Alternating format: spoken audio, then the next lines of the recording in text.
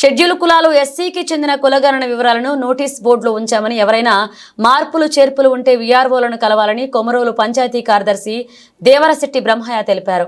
కూటమి ప్రభుత్వం మరియు జిల్లా కలెక్టర్ తమీం అన్సారీ ఆదేశాల మేరకు కొమరోలు మండలంలో షెడ్యూల్ కులాలు ఎస్సీ కులగణన పూర్తి చేసి జాబితాను విడుదల చేసినట్లుగా మండల విస్తరణాధికారి ఆయన పంచాయతీ కార్యదర్శి అయిన దేవరశెట్టి బ్రహ్మయ్య తెలిపారు. ఈ సందర్భంగా కులగణనకు సంబంధించిన పూర్తి వివరాలను వారి పేర్లు సచివాలయంలో నోటీస్ బోర్డులో ఉంచినట్లుగా, అలాగే చర్చిల వద్ద లేదా పాఠశాలల వద్ద అన్ని కార్యాలయాల వద్ద కూడా నోటీస్ బోర్డులో ఉంచినట్లుగా తెలిపారు.